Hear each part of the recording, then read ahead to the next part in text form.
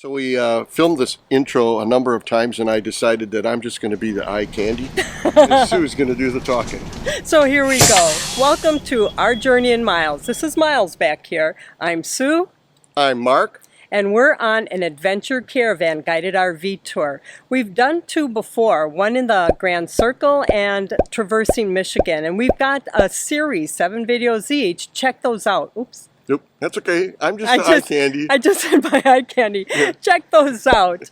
But this time we are actually on the historic East Coast. And we will be going all the way from, we're near Boston right now. This is where we're starting. We're taking Boston all the way down to Myrtle Beach. And if you have never been on a caravan before, or never done adventure caravan, or never done an East Coast caravan, this is the one you want to check out. We are doing 36 days, and we'll show you every day what we do and what the experience is like. Right, and I'd like to close out this segment quickly to tell you what this trip is going to do for us. We've always said that we never went on the East Coast because we were afraid to take our 44-foot motorhome towing a minivan in the roadways in this area, and we would only do it if somebody spoon-fed a route to us. Well, here we are. We're true to our word. We're going to bring you along and show you how it turns out using the trip logs, following the roadways that are laid out for us for a safe trip. So why don't you come along every Sunday for the next, 6 or 7 weeks, and we'll show you what this 36-day adventure caravan starting on September 15th, 2024 was like. Historic East Coast.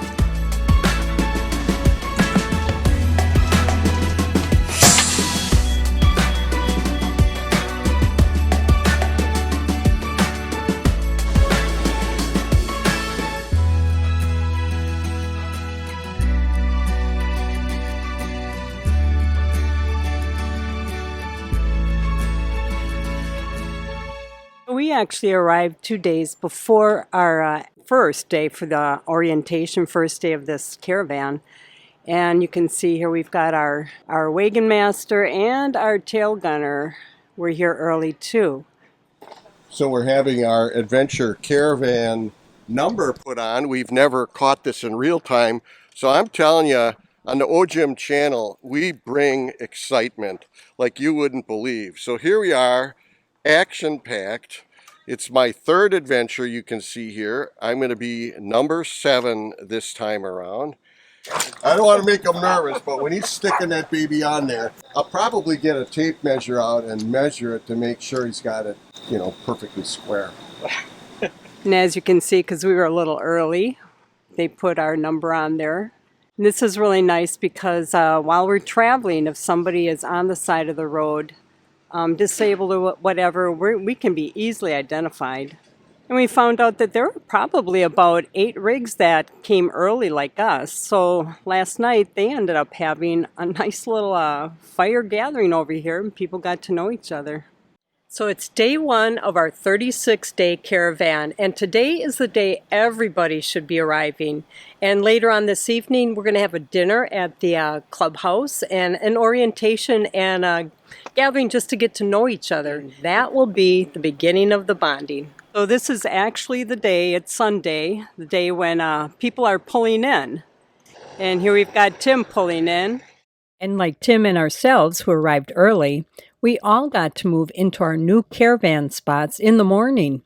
But fortunately, we didn't need to move. And the only reason we're fortunate enough to stay there is one of our travel partners that we just met yesterday. He graciously allowed me to stay in my spot that I'm in right now, and he is relocating to this spot, therefore saving me the agony of having to unhook up and move literally backwards into this spot. Their arrival. No, I've been here since Thursday. Yeah, hey, no pressure. You're on camera. Just don't back into anything. I'm pulling forward. How can I back? One of the things when you check in is you get this nice little bag, and inside it you're going to find really important things like the trip log. We also get, which is really nice, a roster of who's all on the trip with us. And we'll get back to this trip log. It is valuable. Then there's also cool little things. We got a highlighter, we got a clippy thing, and then you also get a choice of one other thing that you want. Mark and I both chose to go with the t-shirts this time. So when you check in, make sure you get your handy little bag too. Right. So anybody that's been watching the channel for a while knows what's happening when I have on my take out my girlfriend's shirt on and no hat, and hair slicked back, every single one in place. And trust me, it's pretty close to one lately. Actually, this is day one on the Caravan, and they're having a Get Acquainted dinner right here in the park at the clubhouse. They're actually catering some food in. So it's our orientation and Get Acquainted time.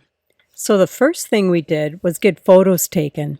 Then the wagon masters and tailgunners made a roster with everyone's info plus photos. Really helps getting to know each other. We then heard from our wagon masters, Bob and Teresa, and tailgunner Tim, and that's his wife in the back. We each also introduced ourselves and got to know each other just a little bit more to start with. This is our third adventure. Each meeting we're given an itinerary for our days ahead with the places and times we'll be touring. Really organized. And what a great way to end our evening with desserts. Good morning. It is Monday, September 16th, and this is day 2 of the Caravan, but it's the first day that we're actually doing some touring. We're heading over with the group to get on a Motorcoach. We're heading into Plymouth, Massachusetts. Do you know where we're going, Mark? Yes, we're going to see the Mayflower. Mayflower 2. We're going to see Plymouth Rock. I don't think we're seeing Plymouth Rock. We are. Oh, okay. Yeah, and then we're going to the Plymouth Museum. Pilgrim Museum, yes. And then they're going to take us down to the harbor where they'll set us free to do some lunch. And right after lunch is the coolest thing of this trip. And unfortunately, I'm not going to do it. But they're going to do a whale sighting. Everybody's hopping on a boat, going to head out. There's an area, I think by Cape Cod, where the whales have that's their feeding area. Right. It's kind of a famous place, and it's almost a sure bet to see whales. Right. And Sue's not going because she's a little seasick intensive sometimes. So I'm taking one for the team. Yes. what I'm a going to be without Sue for 4 hours. Yeah, I know it's going to be tough on me, but I'll try to make it work. Yeah, you know, I was under the weather, and the thought of being on a boat for 4 hours, and they say if you're prone to motion sickness, make sure you medicate before you get on. That was my clue. I'm not going to survive it. So unfortunately, I'm going to miss that part, but Mark's going to take some awesome video. Yeah. And I get to see it that way. So let's get going. Yeah, let's do it. They're waiting. We will be on Motorcoaches a number of days on this tour because we're going into congested areas like Boston, New York, Philadelphia, and Washington, D.C. This is awesome and just what we would prefer. I would not want to drive into those cities, and the Motorcoach is much more relaxing. We just arrived at the Mayflower 2 site. We arrived on our tour bus, and in the distance is something that we'll go visit shortly once we get our bearings and get our tickets. Over on this side, on the water side, is not only the museum, but then in the distance is the Mayflower 2, which is a reconstruction of the Mayflower. So we'll be touring that. There's our group going in. So Mayflower 2 is actually a full-scale reproduction of the original Mayflower that the Pilgrims came over on in 1620.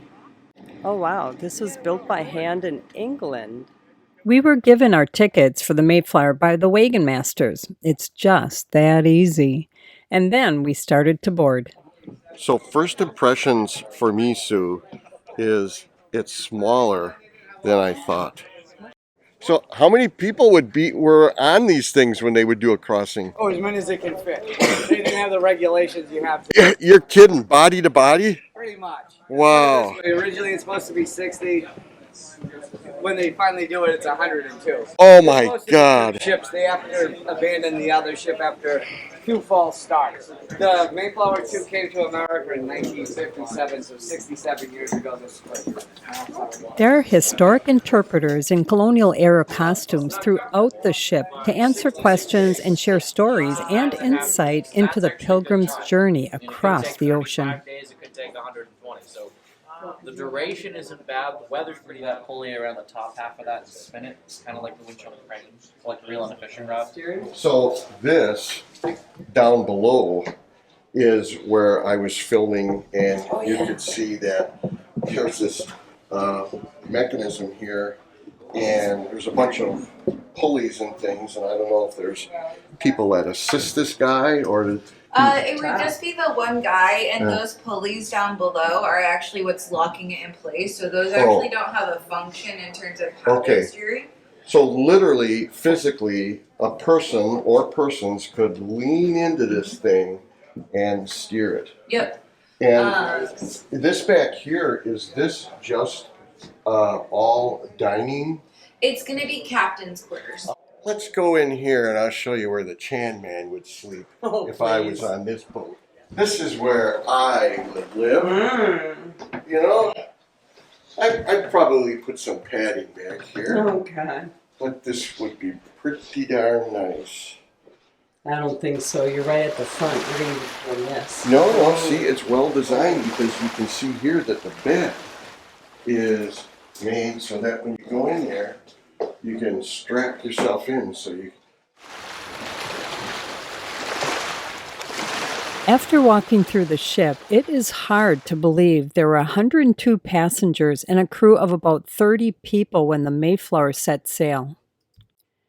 This ship, the Mayflower 2, does sail seasonally and welcomes passengers and private charters, which is pretty cool. So, you know, you get on this thing and you can't believe the impossibility that the Pilgrims did being on a ship like this and crossing the ocean with, I don't know, 100 some people on this thing. And you're thinking, they probably just accomplished the impossible. But then you see the trick that they used to be able to make it. They had a little help as it turned. Oh my God. They were able to navigate? Yep. Just like us RVers, they relied on Garmin. We have an episode on our Garmin RV 1095. Check it out.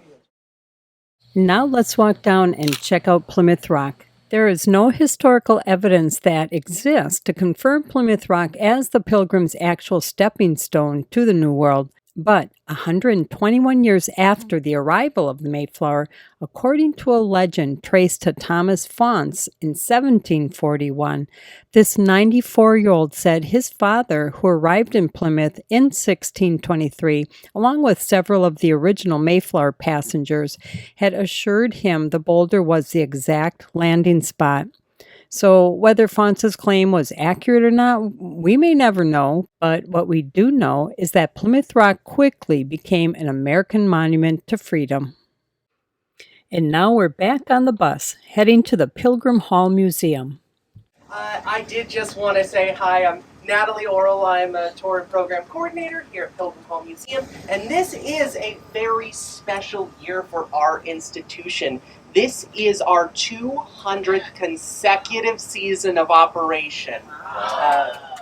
1824, and this is the original building, and the roof is finally being replaced from what she is saying. It's never been replaced before. We had an outstanding docent that took us through the museum and gave us the highlights, and then we were on our own to explore. Here in our lower gallery is kind of the core of our permanent collection, and these are things that have been attributed to some of those 102 passengers on the Mayflower who survived here in the early colony, and even some who did not survive. We have some of their possessions.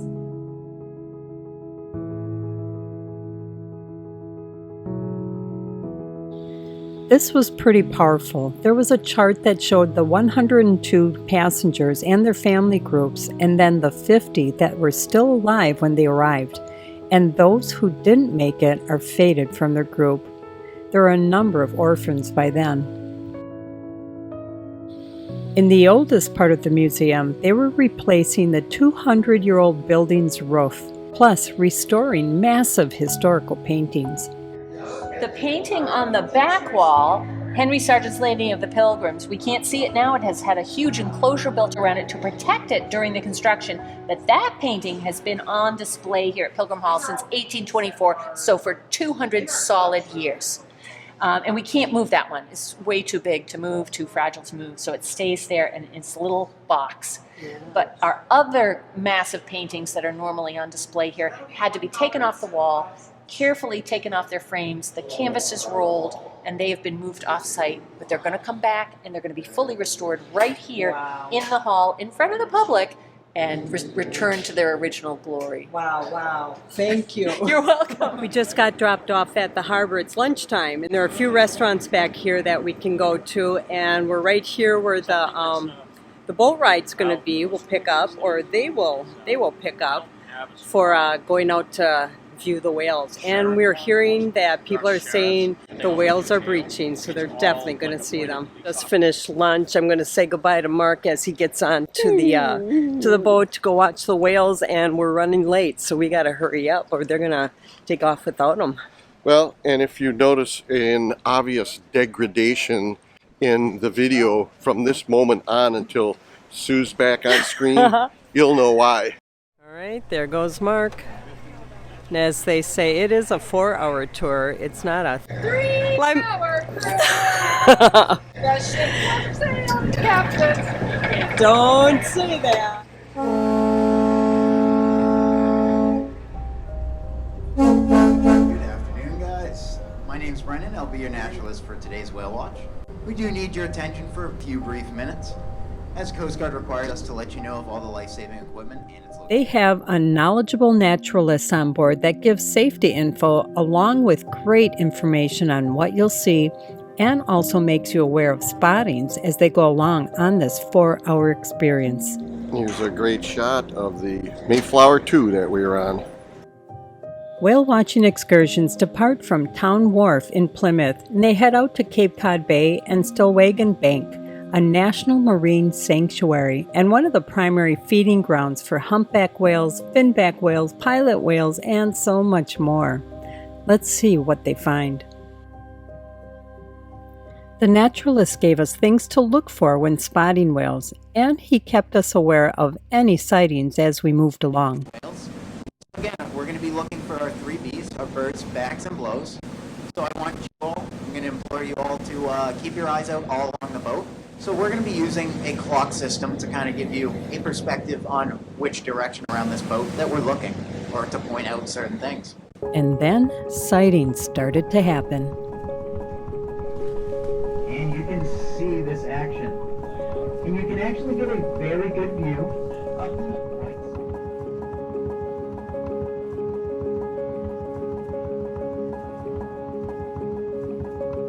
And used to maneuver and push themselves and propel themselves in the water, anywhere from 60 to 80 feet in length. Our boat did come across other whale watching cruises, but I want you to notice the number of people on the other boat compared to the boat that Adventure Caravan chartered. It's only our group with plenty of room to get to all sides. Pretty amazing. And we have our humpbacks off at our 7 o'clock. And we also have this group too that should be anywhere from our 6 to 8 o'clock over by those other 2 boats. Looks like we have our mom and calf pair on the outside of this group.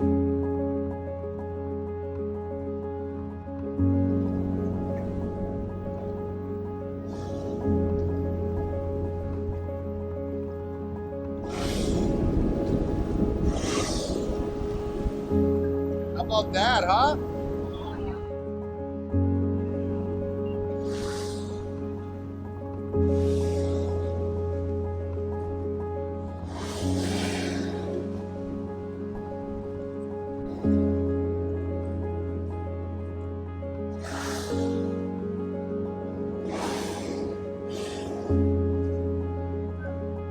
There it goes, right there. There you go.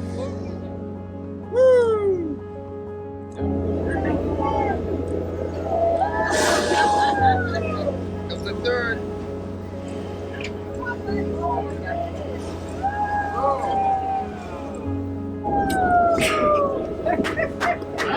And I don't think you can beat those views. And they started heading back, but the show just continued. And they also came across a few other things to see, like RVs on the beach, and this mola mola sunfish. Never heard of that before. Weigh anywhere from 600 to 1,500 pounds. They only really reach anywhere from 5 up to 8 feet in length.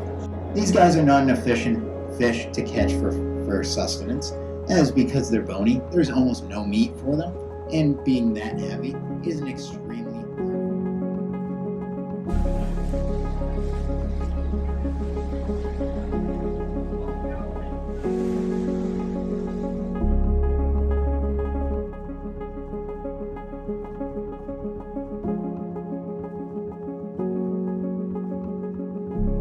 Good morning. Good morning. It is day 3, and it's Tuesday, September 17th.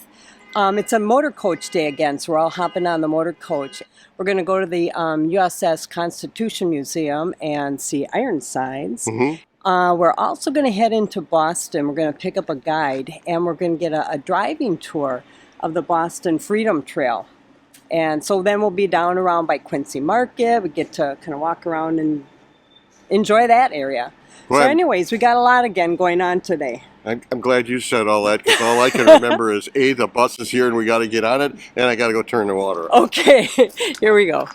Really glad to be on a bus today, because this drive from here into Boston is usually an hour drive. It's all those pesky people going to work.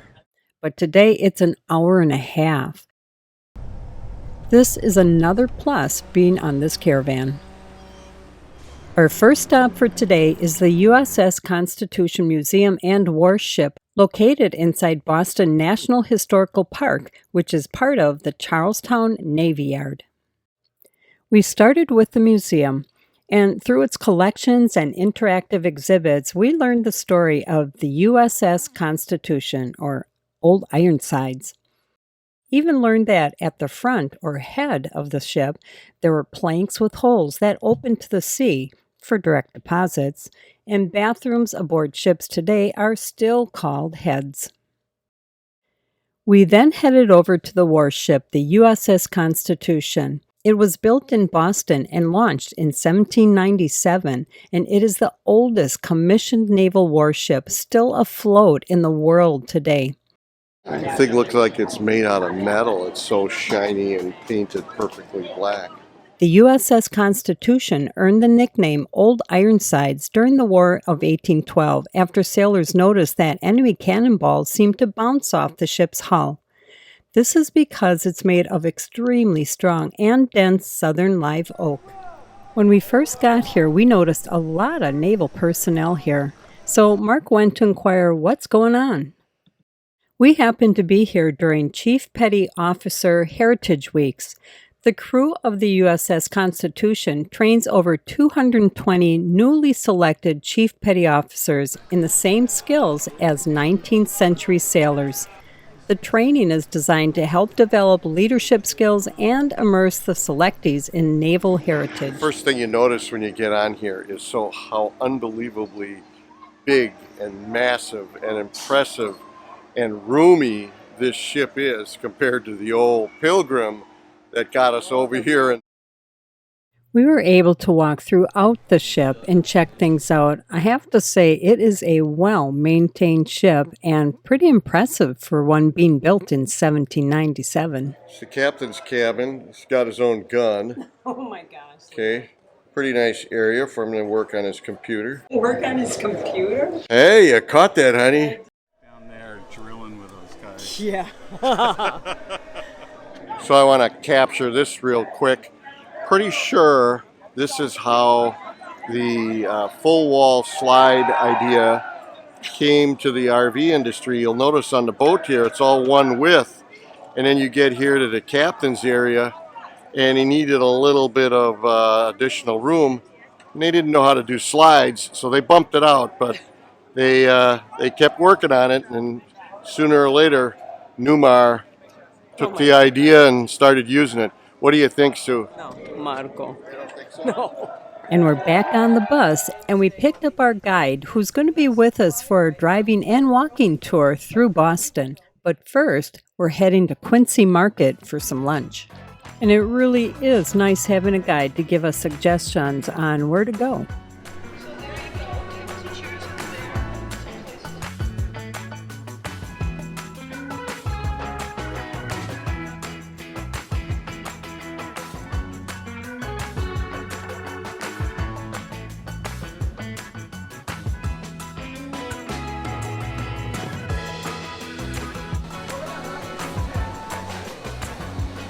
After lunch and checking out some shops, we headed back to meet up with the group and enjoy some music with the street musicians.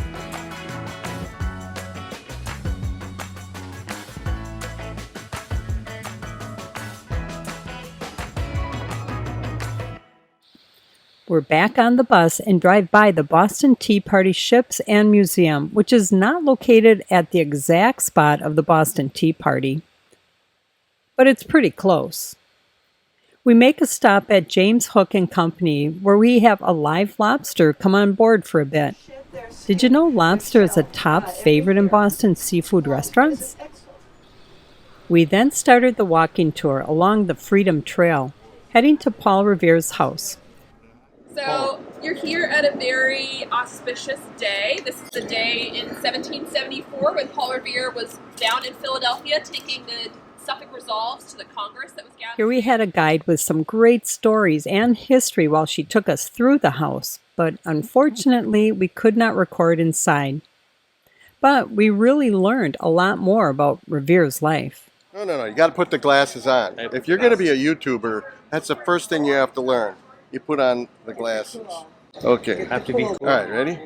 Well, we were discussing how many children Paul Revere had, and the first wife he had 8, and she unfortunately died, and then the second wife he had 8. So he had 16 children over his lifespan. Oh, and we don't know that. Well, that's just the ones With that the are two documented. wives, yes. Yeah, with the Yes, two wives. yes. And we discovered that we think we have the new meaning for the term the midnight ride for Paul Revere now. Didn't they say that was changed? It was the midnight run? It could have been. Oh. We'll talk about it later. Okay. Yeah. So, does the midnight run have anything to do with the chamber pot? Did he have the runs? We continued our walking tour along the Freedom Trail and went past a number of historical places, like Rose Kennedy's birthplace.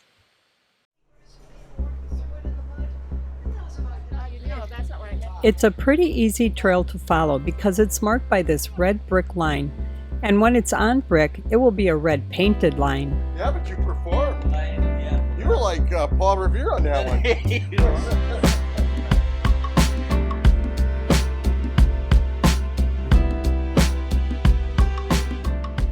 We went past famous places like the Old North Church, which was established in 1723.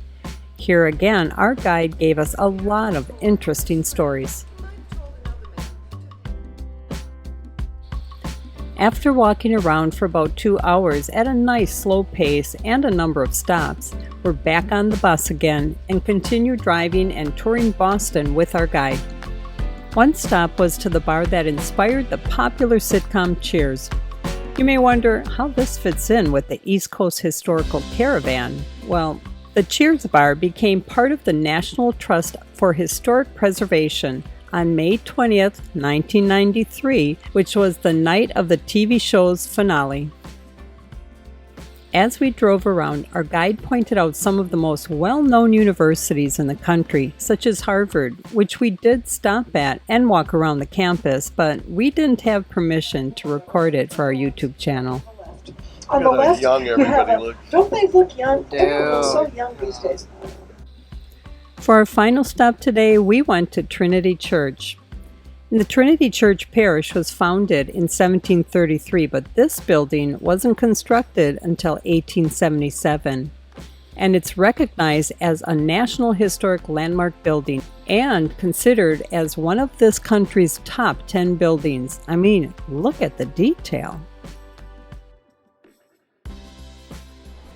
So apparently, one of the major engineering issues they had on this building is it was a oops. They put all the windows in, and they were a certain design that ended up failing, and they had to put all of the windows back in with a new design. So they bought these windows twice, and trust me, they weren't cheaper the second time around. And after this long day of touring, we are now heading back to the campground. We packed a lot in these 3 days, and we've got 33 more to go. But stick with us, because in our next video, we're going to see even more in Boston. And then we're going to be heading over to Mystic, Connecticut, as we continue our Adventure Caravan Historic East Coast Guided RV Tour. And if you don't already subscribe, please consider doing that and ring the notification bell. You don't want to miss the next videos coming up in this series. And we appreciate your support. Thanks for watching.